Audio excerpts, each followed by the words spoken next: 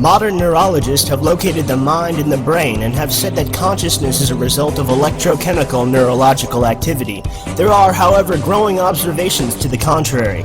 There is no neurophysiological research which conclusively shows that the higher levels of mind, intuition, insight, creativity, imagination, understanding, thought, reasoning, intent, decision, knowing, will, spirit, or soul are located in brain tissue. If mind consciousness is not the brain, why then does science relate states of consciousness and mental functioning to brainwave frequencies? And how is it that audio with embedded binaural beats alters brainwaves? These beats stimulate the third ear directly due to the holophonic effect they trigger. One can sense incredible clarity and depth when audio is presented in this fashion. In an extreme example not yet actualized, think of a group of people talking to each other in an egg-shaped room, with thousands of tiny microphones constantly drifting through the varying perspectives of their conversations.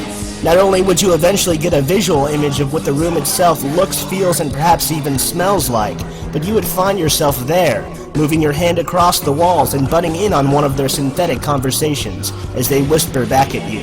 This, of course, is another microcosm within the macrocosm, an organic oral program that at its highest potential can birth new worlds, and at its most modest uses or benefits creates relaxation, meditation, stress reduction, pain management, improved sleep quality, decrease in sleep requirements, super learning, enhanced creativity and intuition, remote viewing, telepathy, out-of-body experiences, and lucid dreaming.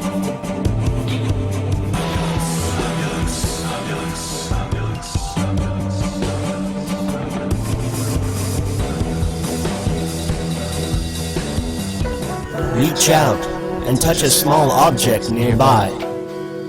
What does it feel like?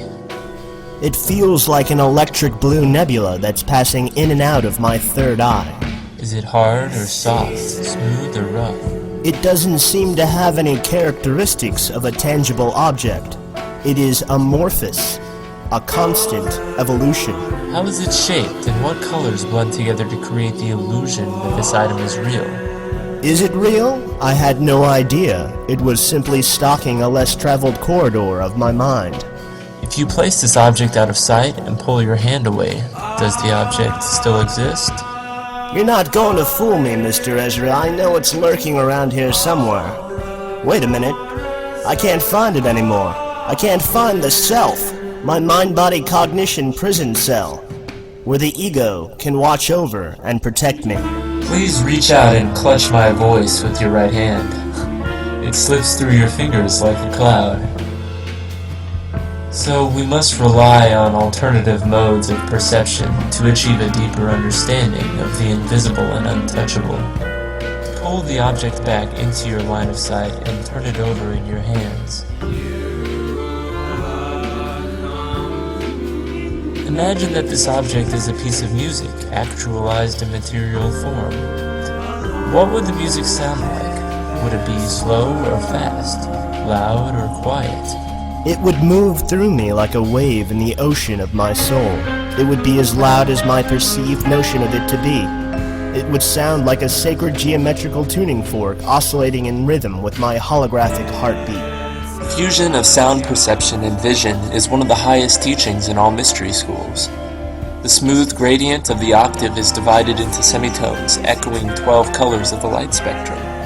When that cosmic principle is limited, its universality, which otherwise makes it incomprehensible to mortals, can be understood, reasonably studied, and utilized. Tone color consciousness launches the student into a state of poetic existence.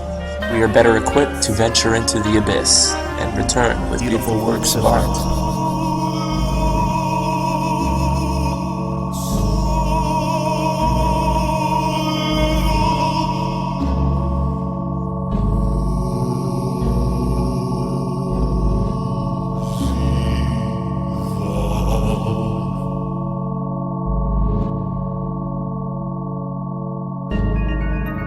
Every cell in the human body pulsates, reflects, and interacts with acoustic oscillations of the medium in which it exists. Even the Earth and Sun vibrate in unison on a main rhythm of 160 minutes. Each musical note is therefore united to non-audible notes of higher octaves, and each symphony to other symphonies that we cannot even hear, still exist in the tangled ether of the webbing of cosmic gravity. The forms of snowflakes and faces of flowers may take on their shape because they were responding to some sort of sound in nature.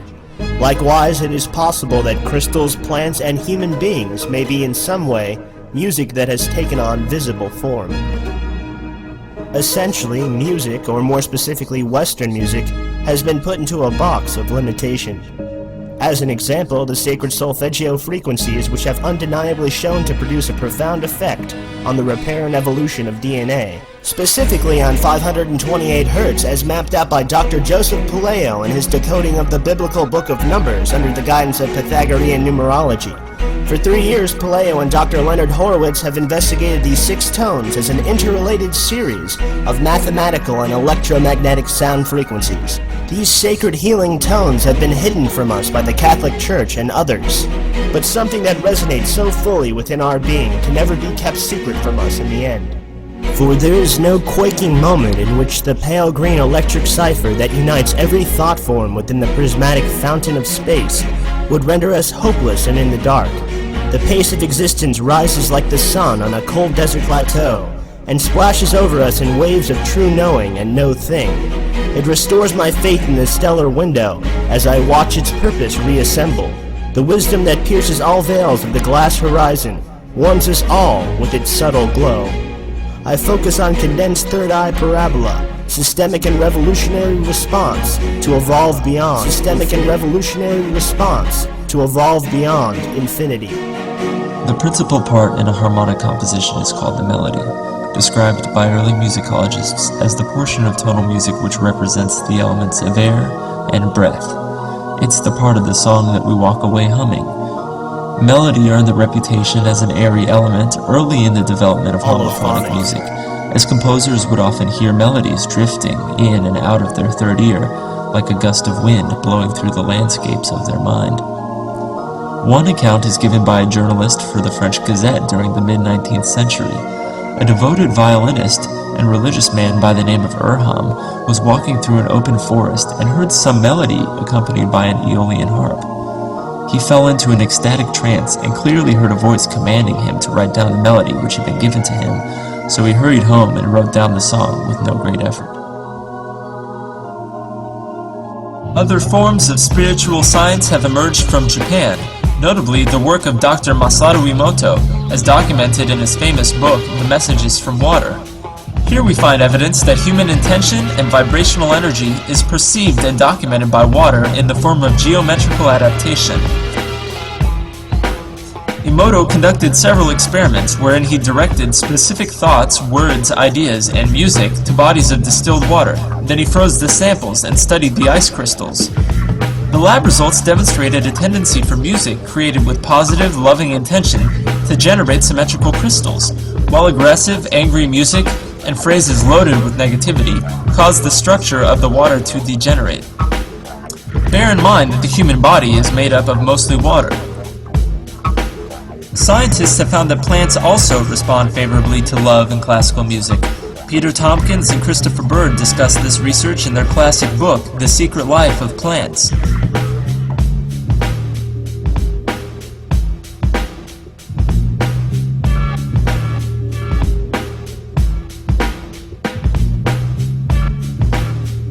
Could be a problem.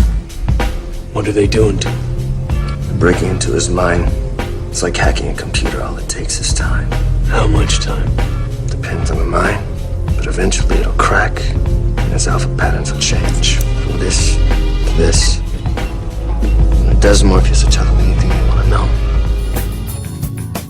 Mathematical algorithms can be extracted from watching pigeons in the park, sunbeams reflected off snowflakes, the cyclones of Jupiter, your thumbprint, the echo of steps in a hallway, the atomic structure of gold.